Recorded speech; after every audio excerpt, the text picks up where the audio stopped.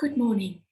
Before we begin, I would like to acknowledge that we meet and we learn from each other today on country. I'm coming to you from the State Library of New South Wales, so I'm coming to you from Gadigal land, where I live, work and write. I pay my sincere respects to elders past, present and emerging, and I extend that respect to any Aboriginal and Torres Strait Islander peoples who are with us here this morning. Welcome.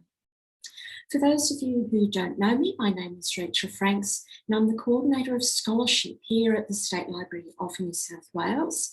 And one of the things that I get to do as part of that role is to curate the Scholar Talk series.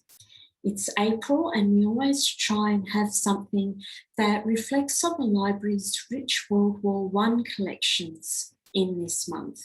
And today it's very exciting to have a former visiting scholar of the library, Georgia McWhinney, talking about her work and her research on World War I and soldiers' vernacular medicine. It's also very exciting to be able to say today that she is now Dr. Georgia McWhinney, having recently graduated with her PhD from Macquarie University. Georgia has a great presentation for us today, and if you have any questions for her, just use the chat feature in Zoom, and I'll be back in a little while to ask your questions. I'll see you soon. Are you there, Georgia? Yes, I am. Hi, everybody. Let me just share my screen.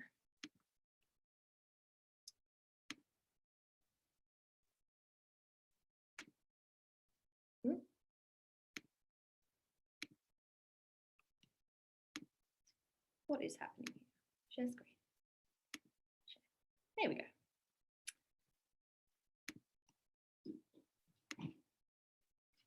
Okay, so in a bright, sterile room with whitewashed walls and a vase of flowers on each windowsill, an ivory-clad nurse watches over Canadian soldiers resting on parallel stretchers. She dutifully cares for the sick and wounded, nursing as many as she can back to full health and back to the front line. Behind the scenes, the medical officer sits at his desk, drinking a rushed cup of tea peppered with dirt, grits and petrol while flicking through patients' case notes. He works to siphon each of the soldiers into various clinical settings based on their particular maladies. One to the base hospital, one to England and another back to the fray. His right-hand man, the medical orderly, examines the tag tied to each patient that outlines their condition. He ushers along the organisational process. Among this bustle lies the soldier. As the patient, he is the recipient at the centre of medical care. This is the number 1 casualty clearing station, a quintessential image of medicine in the First World War. Yet the image of the number 1 casualty clearing station hides as much about Great War medicine as it reveals. Medicine existed beyond the confines of the professional, so curtailing soldiers' experiences to that of a patient, whether as the passive recipient of care or as an agentive part of the medical hierarchy, masks much of their experience in relation to health and medicine. Historian Fleuren Kondrau has argued more broadly that historians have not paid enough attention to patient agency, stating that the issues of how to write the patient's history, how to deal with subjectivity, experience, and perhaps even choice is still very much uncharted territory for historians of medicine. Soldiers in particular faced numerous health issues before they reached the care of the medical profession. Indeed, channeling the words of Roy Porter, it's often more desirable to speak of Great War soldiers as sufferers or the sick, rather than patients, as not all who were ill engaged with authoritative medical practitioners.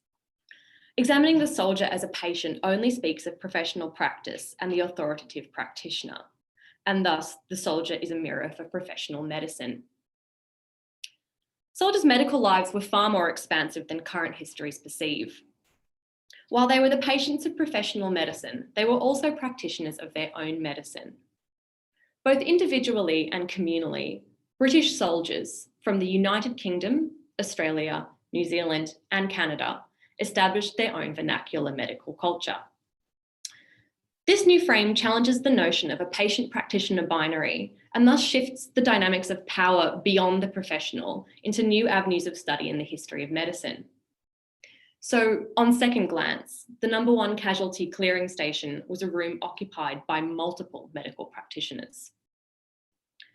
As medical anthropologist and medical historian Charles Rosenberg argues, medicine is a sanction for cultural values, and soldiers expressed unique cultural notions of health and medicine through their vernacular medical understandings, practices, and networks.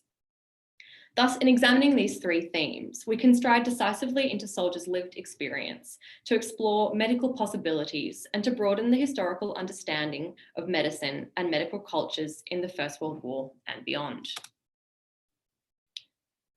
Medical anthropologist Arthur Kleinman argues that at its most basic level, medicine is nothing if not multitudinous.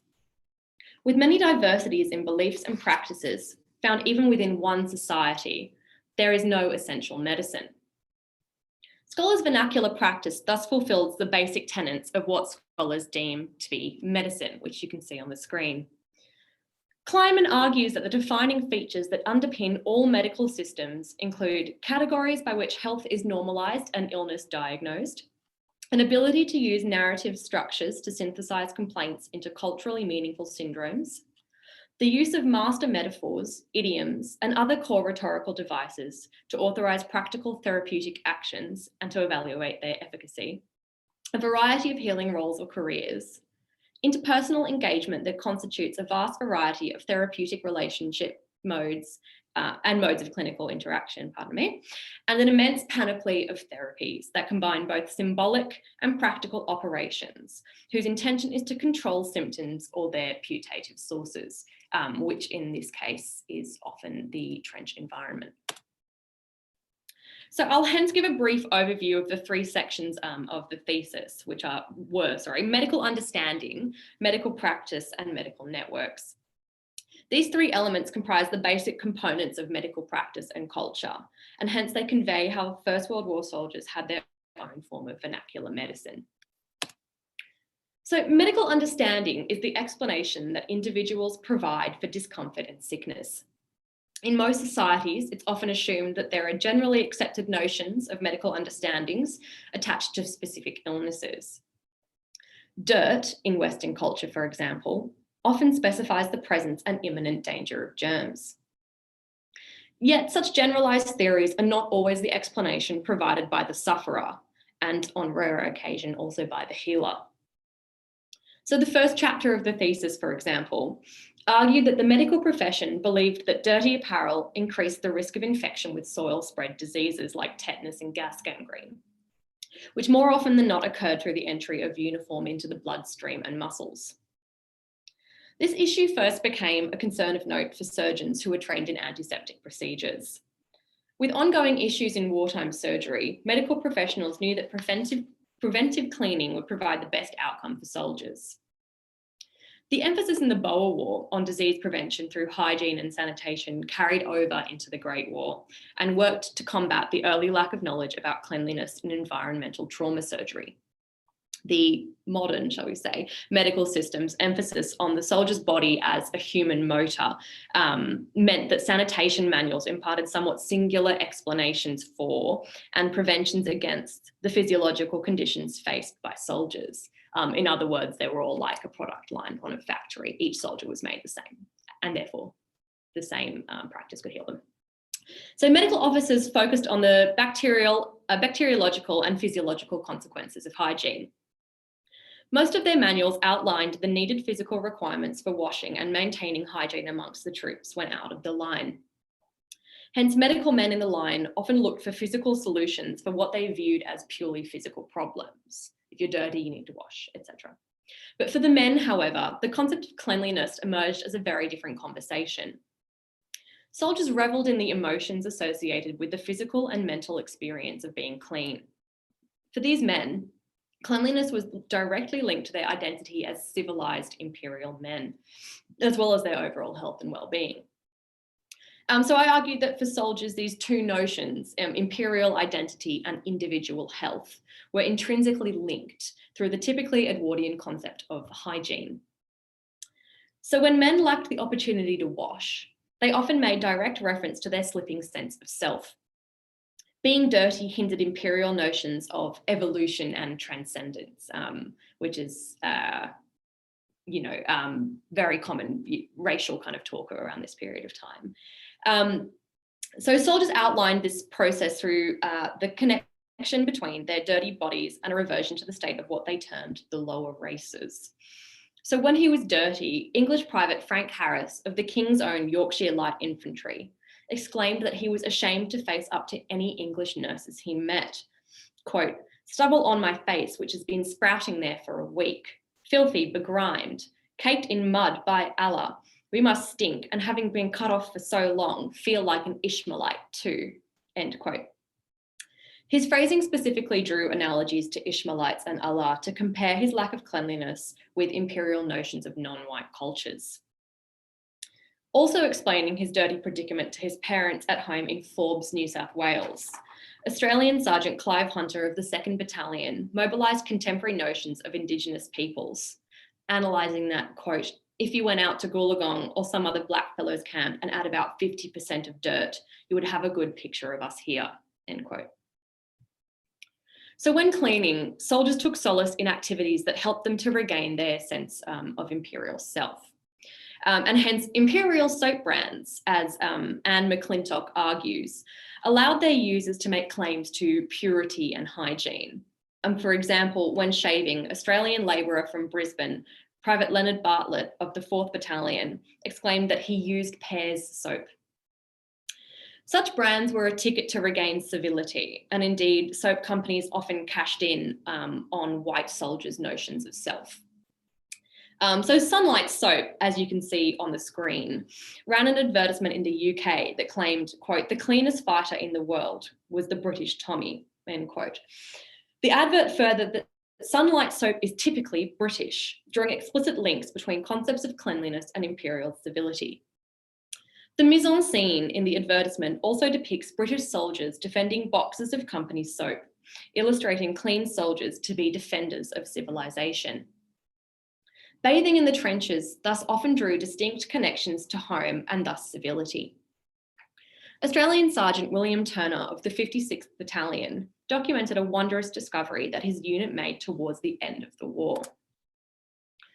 A bathhouse on wheels, with a heater also on wheels, was amongst the booty captured at the casualty clearing station. It was fitted with 7 showers, and the water was pumped by hand into the heater, where it was warmed and passed on to the showers. After the hopover, we were taken back to a branch of the Somme near a small white building with a landing stage on which was printed in tar in large letters, "Circular Quay," a reminder of home, and we were given a much needed bath in it, end quote. That Turner's unit bathed in a location named Circular Quay was no accident. Cleanliness was directly reflective of soldiers' everyday hygienic lives at home. So this act of cleanliness collapsed the distance between soldiers and civilization, soldiers and home. So as you can see, soldiers and medical professionals held quite different medical understandings in relation to the same issue, dirt. But medical historian Malcolm Nicholson argues that, quote, "Medicine is a practical goal-oriented activity or it is not medicine," end quote. And it's therefore not enough to simply explore the inner worlds and experiences of soldiers. As historian Ludmila Jordanova stresses, making and using knowledge cannot be so neatly separated. Hence, soldiers not only had their own medical understanding, but they also had their own form of medical practice beyond official military medicine. The reactions that soldiers had to lice as a shared community inspired the men to experiment and share practical ideas among themselves to find ways in which they could manage their itchy burdens. Lice drew men together through experience. Methods spread from soldier to soldier by word of mouth, and they recorded this network in their written accounts. In fact, numerous accounts of ingenious lice preventions were often anecdotes about the writer's friends or even their entire battalion. And so in this sense, each account is not only indicative of a single soldier, but of many. Soldiers developed their own techniques for scrubbing their bodies based on the methods used in the divisional baths. Yet Britain's official medical historian of the war, W.G. Macpherson, noted that, quote, owing to the nature of warfare on the Western Front, washing of clothing by men in the front line became impossible, end quote. Only through relief from frontline duty, stated Macpherson, could soldiers wash. Yet soldiers' records show that they developed their own washing methods on active service. Welsh Corporal West noted that when he came out on rest, he would get, quote, an old barrel, cut it in half and make 2 baths out of it, end quote. Australian bank clerk from Hunters Hill, Lieutenant Ronald Henderson of the 18th Battalion, had a, quote, grand idea for washing, in which he scooped a hole in the sand and put his waterproof over it and so make a basin. The water goes much further that way as none is spilt, end quote. This technique also appeared in Canadian industrial chemist Lieutenant George Ellis of the 79th Battery's photographic records. He, rather, used existing shell holes. Ellis cheekily referred to this process as his bathing parade, and here he is. In some locations, fresh water was scarce and reserved for drinking purposes. Without access to water, soldiers' extermination methods became more offbeat, creative, and original. One of the most popular vermin extermination methods was called chatting for lice. This was where you popped the lice between the finger and thumbnail, as you can see on the screen. And these are Canadian, New Zealand, Australian, and British soldiers clockwise, respectively. So English Private Bert Sprayson of the Royal Warwickshire Regiment used to have some fun with the chatting. It was a popular sport, according to New Zealander in the Australian Army, Private McLeod. For others, the process became tedious and the lice unbearable. But what is apparent, regardless of soldiers' sentiments towards chatting, is the depiction of a sea of shirtless men across the cliffs of Gallipoli and strewn throughout the trenches of the Western Front. Most men not only documented their own hunt, but the sight of their comrades undertaking the same process. New Zealand warehouseman from Dunedin, Lance Corporal Cecil Duncan of the Otago Infantry Battalion, wrote that it was, quote, amusing to watch the crowd hunting, end quote. He also noted that every morning the boys take off their shirts and have a kill. Australian Private Trevor thought it was very amusing to see them. Uniform tricks were also popular, with numerous soldiers documenting that they turned their shirts inside out. Australian orchardist from Upper Hawthorn in Melbourne, Corporal Bert Jackson of the 8th Battalion, took his, quote, shirt off and had a hunt and then put it on inside out, end quote. He highlighted that if he missed any, quote, the beggars will have a job to get to the skin again, end quote. In a similar manner, English Private Christopher Cockburn of the Northumberland Fusiliers remembered one man who would take his shirt off and turn it inside out and put it on again. Some soldiers relied on the animal food chain to rid themselves of lice. At Gallipoli, New Zealand Corporal Saunders concocted a smart technique while sleeping in his dugout. He was, quote, wakened at about midnight with something crawling all over me in numbers, end quote. Consequently, he struck a match and found there were ants. He and his pals' responses were to turn over, knowing full well they preyed on the vermin, and it was an easy way to get rid of some of them. In Egypt, some men used a divisional monkey that they kept on the transport lines. Corporal West recollected that they had a monkey who would open the seams of men's uniforms and, quote, he'd eat the lot and crack the eggs, end quote. In a similar manner, soldiers also developed their own preventive methods for trench foot. I've just written about this case study in the Social History of Medicine. So if you're interested in a more in-depth analysis, you can find it there. Everyone loves a shameless self-spruik. Many soldiers developed techniques that built upon official medical practices. So although it was inherited from military medicine, soldiers' configurations of these practices were also their own. Indeed, soldiers attested to the fact that they saw these practices as personal inventions. Welsh Corporal West rubbed whale oil onto his feet in what he termed a unique way. He placed a large portion of whale oil into the toe end of his socks, sinking his feet into the viscous liquid before replacing his boots. He noted that otherwise, the official use of whale oil wasn't that much good, really, and even when, quote, an officer would come around and examine it, he saw fellows where they got frostbite on their big toe and the flesh burst right open, end quote. Other soldiers capitalised on oil in general. When stuck in the trenches, English Private Leonard Davies of the Royal Fusiliers, quote, wore 2 or 3 pairs of socks and soaked them in oil or fat or grease or anything you can get hold of first, end quote.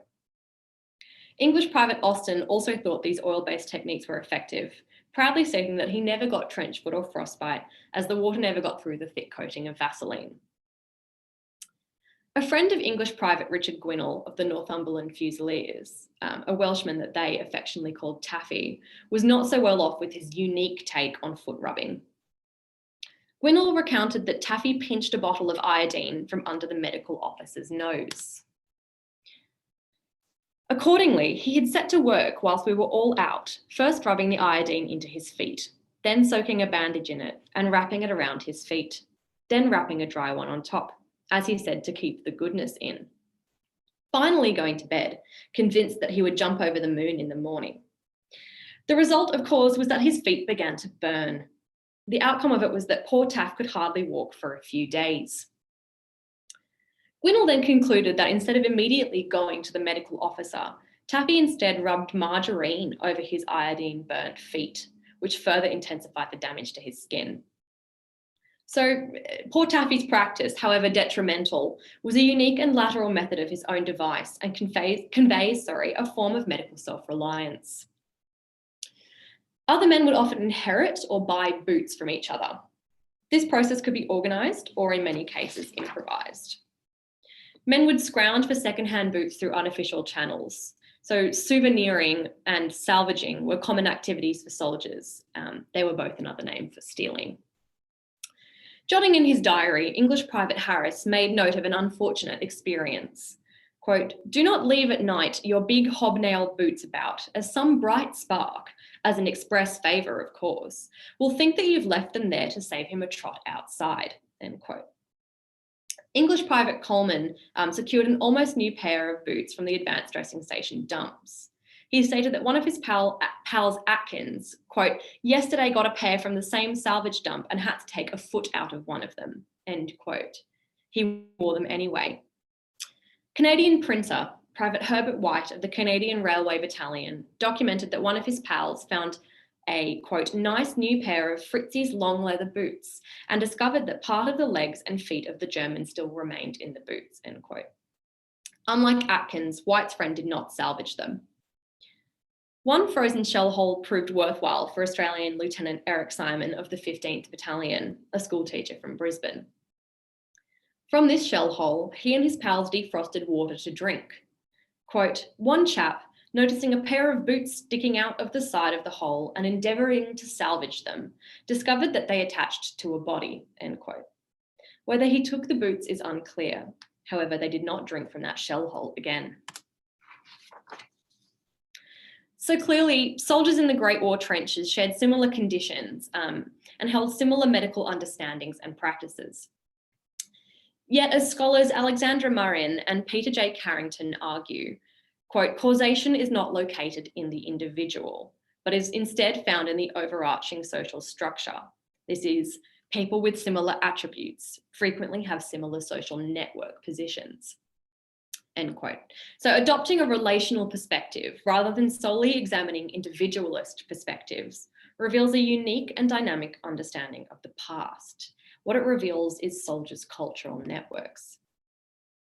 So while we don't have time to delve into the medical objects that soldiers acquired from home, which formed one network of medical sharing and practice, trench newspapers were the other network through which soldiers conveyed their vernacular medical culture. So trench newspapers, which were all the Australian ones at least, located through the State Library online, which was great during COVID. So they were a small media outlet written by members of military units, generally for internal readership. At first, they were installed and encouraged by military command as a safe valve for the men to voice their complaints in place of more serious mutinies. Command knew that an outlet edited and written wholly by soldiers stood a better chance of a positive reception than a commanding officer dictating the need for morale to the men. Over time, however, soldiers' co-opting of the genre meant that they could use trench newspapers to question military authority and make their own claims to collective power. Hence, rather than simply being consumers of media from across the sea, soldiers were creators of war zone media, writing daily occurrences, jokes, poems, black humour, and short stories in trench publications. So soldiers knowingly used these one-time propaganda media outlets to tell their story and to record and circulate their own culture, part of which was vernacular medicine. Networks of communication, like trench newspapers, often demonstrate how interconnections across the United Kingdom and its Dominion forces helped to establish a shared medical culture. According to Arthur Kleinman, medical cultural systems are not only influenced by social nexus and interpersonal relationships, so standing next to each other in the trench, they're also influenced by social institutions like the media. Hence, poems, cartoons, jokes, and amusing advice columns all portray creative cultural depictions of the men's understandings and practices. So these newspapers not only convey the presence of a shared medicine, but also how specific literary forms helped cultural knowledge and practice to spread across the various bodies of soldiers fighting in disparate locations. So trench newspapers communicated soldiers' vernacular medicine. Soldiers documented their understandings and practices. Soldiers' documentation of their understandings and practices were innovative. And although in form, they may have been escapist through humour, but in function and content, they were reflexive. So this dual nature was due to trench cultures steeping in layers of irony and doublespeak. So in its verbal sense, irony functions through what linguists term implicature, in which communication works on two levels, what is said and what is implied. When the bright and interesting tone of the newspapers was perhaps an underlying aspect of their use as morale-building propaganda, in a more direct sense, it provided a digestible way to consume serious or reflective content, often about health and medicine. So for the soldiers writing and drawing the pieces, the bright and light-hearted tone set by the genre allowed them to express and somewhat veil their resistance and choices in a humorous manner. So both Mark Ferguson and Thomas Ford and Jane Chapman and Dan Ellen, all scholars, note that this dual capacity was often due to disparagement humour's ability to communicate denigration towards its subject, while also stifling challenge or criticism. So in more plain English, soldiers spoke the truth through a platform of cultural irony in which others could not deny their medical opinions and practices. So the best way to hide the truth was in a joke. So this chapter argued that the network of trench newspapers shows how soldiers claimed vernacular medicine as their overarching medical culture. While soldiers regularly engaged with official military medicine through trench newspapers, it's evident that they rejected it as a cultural form. Chapman and Ellen note that objection to official military orders and directives was a common feature in trench newspapers. The higher-ups allowed this prodding as they thought it would promote bonding between the men and work as a vent for insubordination in place of any real-life mutinies. The foreword from the newspaper of the British Second Rangers, the JAB, by the Chief Ranger, who was Colonel A.S. Barham, said that he hoped that he would be, quote, a jabber and not a jabbed, end quote, most likely knowing that he would indeed be lumped into the latter category and teased mercilessly by the men. When a Royal Army Medical Corps man wrote into the British rag, The Switchboard, the paper published his correspondence under the ironic title, Another Tribute to the Switchboard. The entry read, quote, I have just been looking through your regimental rag called The Switchboard, and for the life of me fail to see anything special in its contents on which to congratulate the editor. Until you can give us better value for our hard-earned cash, I shall not buy another copy, end quote. The editor of the Trench newspaper replied, quote, we can only arrive at one conclusion, that our worthy correspondent must be suffering from shell shock, end quote. So trench newspapers were the realm of the soldier. There was no room for medical men in their pages. Soldiers' reviews highlighted the lack of common sense and efficacy of official methods in the trenches. Most often, reviews were not of the official men themselves, but of the wider structures within which they worked, so the culture of military medicine. Soldiers used trench newspapers to critique and reject the official system. Many jokes and anecdotes drew attention to the inefficiency of official orders in the trench environment through plays to the absurd. The newspaper The Dead Horse Corner Gazette asked, quote, if the headquarters batmen, who are the servants, have ordered their trench canoes for next winter's campaign, end quote. This rhetorical question reflected on both the terrible conditions of the trenches and the nature of officers providing for themselves over the health needs of the common soldier. Indeed, an excerpt in the Brazier, taken from the British paper The Magazine of the London Division, titled Obeying Orders, documented an official cleanliness encounter between a major and a company's commanding officer. Major, when did your men change their shirts? A week ago, sir. Have they changed again today? They can't, sir. They've no spare shirts. Hell, it's a divisional order. Tell them to change shirts with one another. A piece called Hints to Soldiers by Ruti Medal in Salut Poilu advised how to keep clean, never get dirty, loose shoes, lace them up. Routine orders made plain in the New Zealand paper The Moa unravelled routine number 19 that stated that it is essential that all troops gargle at least twice a week. The author replied, quote, it is as well to have this reminder that they are troops, end quote. Soldiers used the absurd to show that they knew how to take care of themselves. They rejected the culture of official medicine. While soldiers rejected official medicine as their ruling culture through reviews, they also used clever concepts of power to portray what soldiers saw as their own official medical culture, vernacular medicine. Segments highlighted soldiers' claims to authority through experience. Trench newspapers and vernacular medical culture flipped the script on what was official. As one patient observed to the 1st Canadian Field Ambulance paper, The Iodine Chronicles, quote, there are 2 parades daily, the medical officers parade and the hunting we will go parade. Both are very necessary institutions, end quote. Yet which of these practices was official? One cartoon in the Canadian magazine, The Listening Post, which you can see on the screen, showed a number of soldiers asking the medical officer for remedies to cure their ailments, to which the officer retorted, quote, now look here, if you were back in civil life, would you come to me with a thing like that, end quote. The soldier replied, quote, no, I'd see a doctor, end quote. A similar cartoon in Aussie, held through the State Library, illustrated a conversation between a medical officer and a soldier in which the medical officer asked the man the same question posed by the Listening Post. The soldier replied in turn, quote, no, sir, I'd send for you, end quote. It was telling that the title of the piece was Caught in His Own Barrage. Through trench newspapers, the soldiers held the medical power. So soldiers' entries to trench newspapers claimed that their experience positioned them to provide official advice on health and medical practices. So as Chapman and Ellen note, numerous pieces employed the trope of the old soldier, someone who is more of a veteran than a newcomer, to enculturate and deliver information to novices. These pieces were written with the purpose of arousing feelings of kinship and shared experience, but at the same time, they were also written to provide sound advice for the trenches. Soldiers often relied on doublespeak to reframe notions of officiality.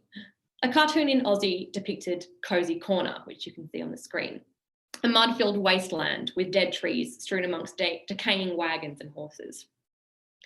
Indeed, the title of the cartoon was A Rose by Any Other Name, signifying the ironic use of doublespeak in soldiers' culture.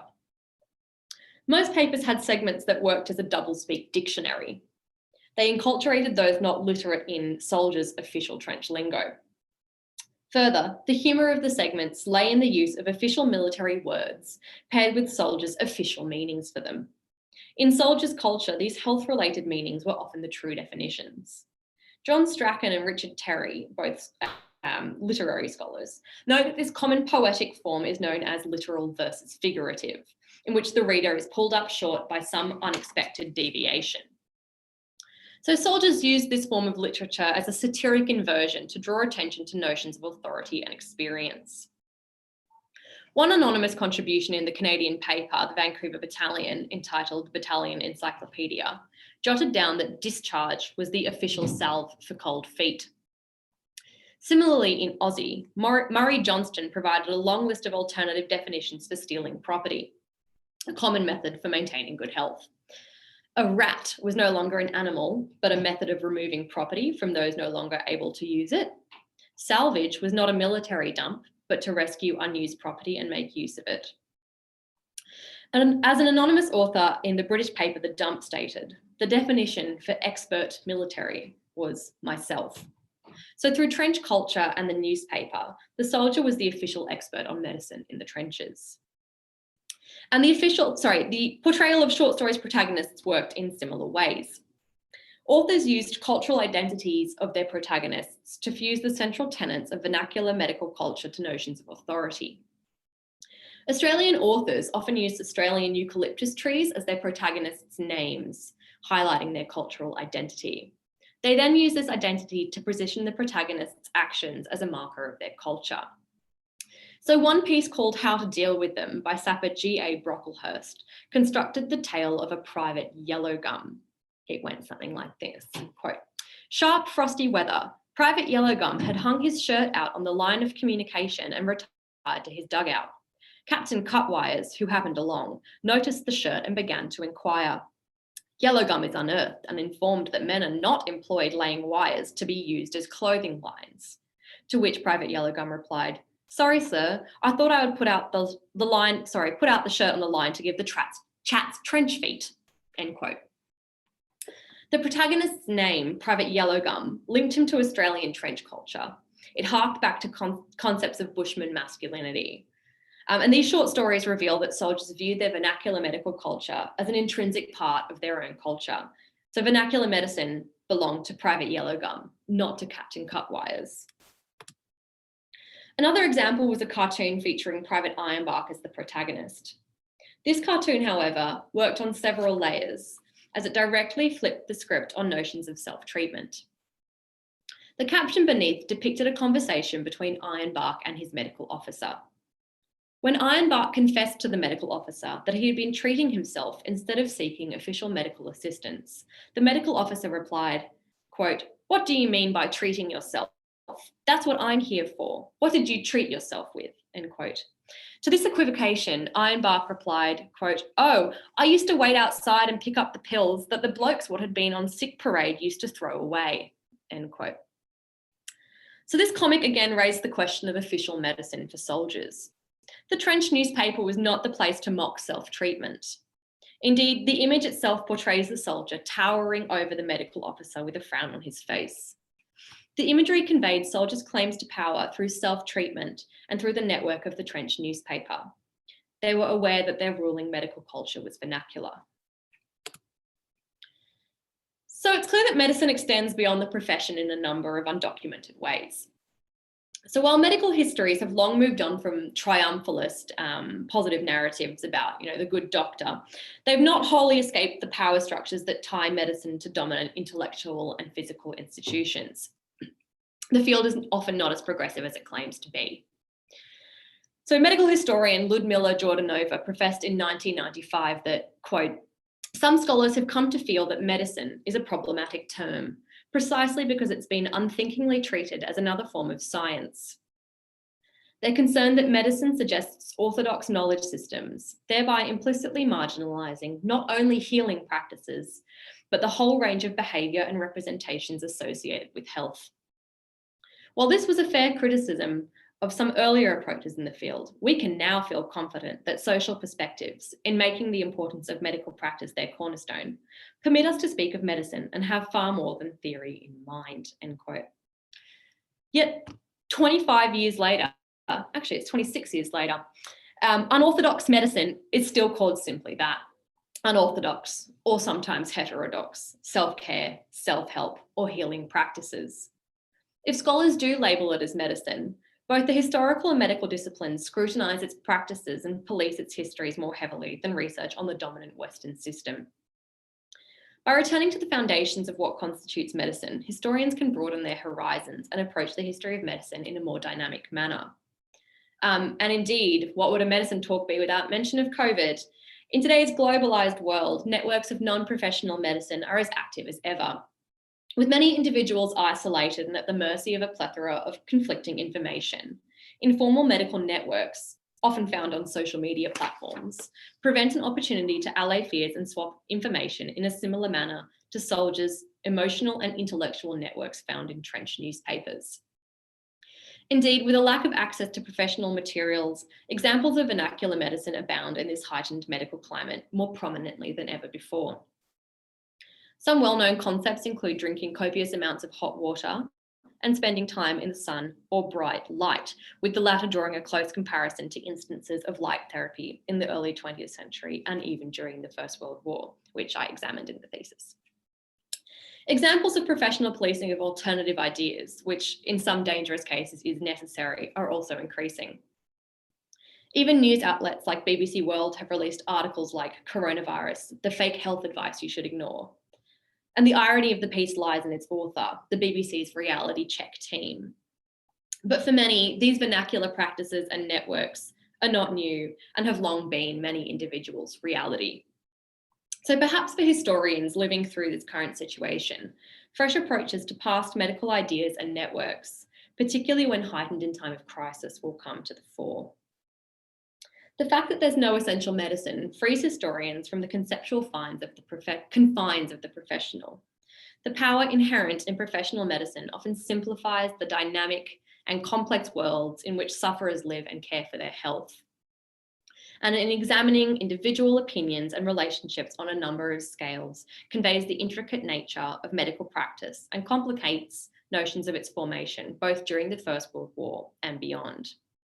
As Canadian Private Les Wright of the 75th Infantry Battalion wrote home from Ypres in November 1917, quote, "I can doctor myself up without going to the doctor," end quote.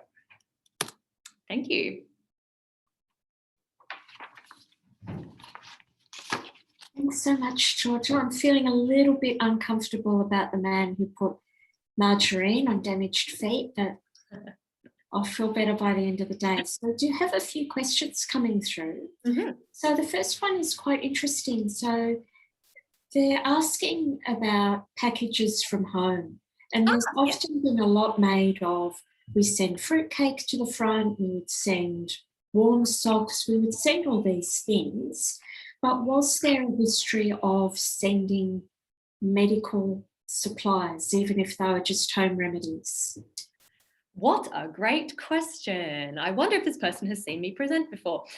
If not, good timing.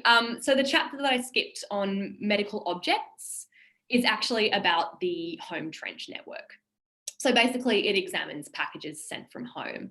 And the way that the chapter kind of works is that not only are things sent from home, the personal network or the personal relationship between the soldier and their loved one at home actually allows for two-way communication in ways that comfort funds didn't allow, where, you know, it was a process where volunteers would package the things and send them across the front, and maybe a soldier could write a thank you note. But with these personal relationships, it was possible for the soldiers to provide feedback and also to ask for specific goods. And so basically what the chapter did, it documented kind of these alterations they were making to their own, the items provided for their healthcare, and what they were asking for essentially, and basically put all of these items together and basically argued that when you look at these items as a network of items, it's actually the material culture of vernacular medicine. And would there be quite traditional things being sent from home, like bandages, or is it sort of all, eucalyptus oil fixes everything? And yeah, it's an interesting mix. Socks were obviously a massive one, but I found it really interesting with the kind of personal relationships, because these socks had a whole different layer of meaning. Beyond, physical health, it also was, a form of emotional health to be receiving socks from a loved one, despite how poorly knitted they were. And these men kind of took comfort with their friends, for receiving pink frilly pairs of socks. Socks are hard to knit. They've got corners. They do have corners, many a corner. I actually received the First World War sock pattern, which is in your collections, and I knitted it up just to see how it was. They're very big. So I can understand how many soldiers would have found that sock pattern wasn't, perhaps the best for their own feet. So a lot of soldiers are saying, can you make them longer in the toe, because when I wash them they shrink, or can you make them shorter because when I march they rub on my feet and I'm getting calluses and blisters, etc. But in terms of other items, I think lots of soldiers wrote directly to companies as well, especially in Australia. Rexona was a massive one, which I didn't realise. So they would send home for Rexona ointment. Lice belts, so it was kind of like a piece of cloth that they would wrap around their waist, supposedly to stop lice, although I think it was just more fabric for the lice to kind of shelter in. So they weren't quite, so effective. Blue ointment, which is actually mercurial, so probably not the greatest, but they use that for lice bites. So stuff like that. And somebody's asking, so this is going back to the beginning of your presentation, and the language used to describe the soldier as a patient without actually calling them a patient. So normally that's quite important to sort of label the patient as a patient so that they're a little bit more pliable and you're slightly more likely to get them to do what they're actually being told to do. So the question is, where was that language coming from? Is that the soldiers relabeling themselves, or was that actually the hospital saying, no, we don't want to call them patients? No, that's coming from me. So this is my kind of intervention, is that when you think of a person, you need to think of them as a whole rather than through a medical category. And there's loads of really interesting work out there on what's called the patient-practitioner binary, in which you enter the relationship with the healer and the patient, or the doctor and the patient. And it's often a one-way, or in the past especially more so, a one-way kind of communication in which the doctor tells the patient what to do. And kind of theoretically speaking, when you view a person solely as a patient, you kind of lose out on the rest of their life or experiences. And when we can kind of step away from that binary, we can actually see, these people who we generally think of as patients are actually also practitioners at the same time. Yeah, it's a power dynamic thing. So somebody's asking, this is kind of interesting, this might be a little bit outside of what you've done. So you've talked a lot about Commonwealth countries and used a lot of really rich examples today about things that they would do and information that they would share and how they might share that. But was there any sort of exchange with non-Commonwealth countries? Were they swapping medicine ideas and home help with the French, for example? What a great question. Probably. I don't know. I kind of had to curtail the study in some sense. And I think, for the purposes of the PhD, curtailing it to the Commonwealth was useful, because they're all kind of thinking of themselves as culturally the same or similar. People from Australia, Canada and New Zealand are at once Australian as well as British. But there are definitely examples of similar kinds of practices occurring, across the trenches in the German camps, and the same in the French. I haven't come across any cross-cultural communication in that sense. Often they would swap uniforms though. This was something that I found. Obviously they wouldn't, take a German person's uniform, because that's just asking for trouble. But often they would walk around in each other's uniforms, either because they were warmer or better fitting, or because theirs had kind of, broken down or gotten holes or gotten caught on barbed wire.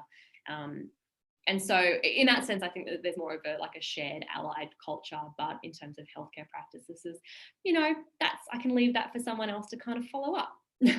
Always something for somebody else to do. Because was there anything that you did want to pursue, but the restrictions of the PhD, you just couldn't fit it into the word count?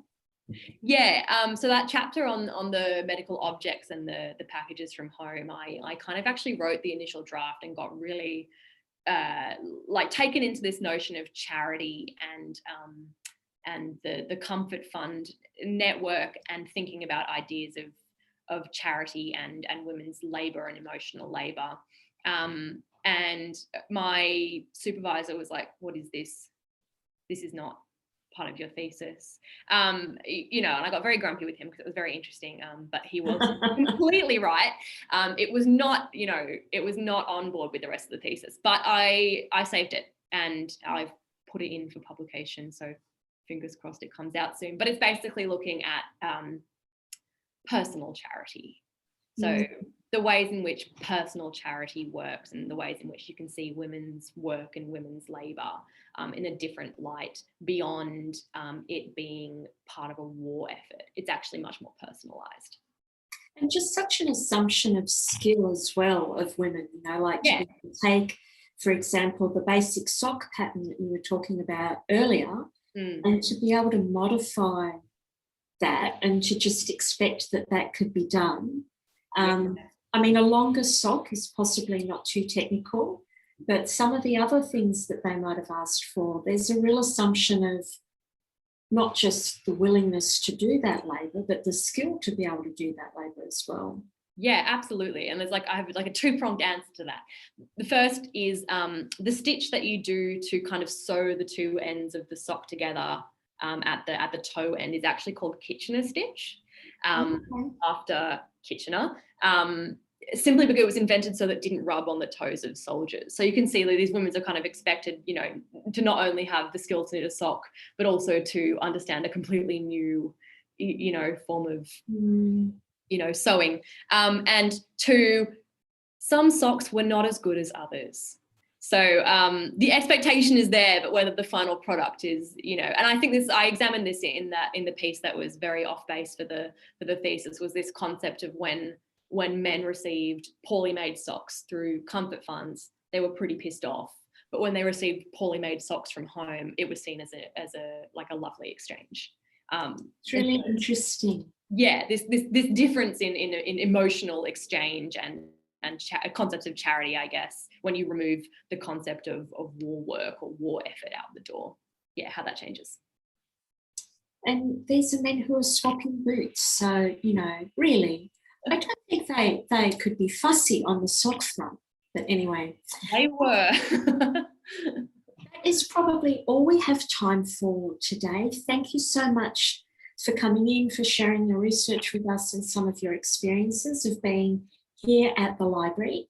Don't forget to join us next month for a Scholar Talk on the 4th of May at 11 a.m. and we'll have one of our library fellows, Dr. Isabel Barrett-Mayering, will be talking about theatre for young people, and she's going to be focusing on the Pippi Storm Theatre Company and how performing arts experiences in schools actually not only gave exposure to the performing arts to young people, but also helped spark a movement to build on human rights for the child. So do join us next time. If you're looking for something to do tomorrow evening, the next episode of History Matters is up. We'll be talking about community history tomorrow night at 5:30 p.m. and there are still a few tickets available for that. Thank you for joining us for your library at home, and I hope to see you on site or online soon. Thank you for coming. Bye-bye.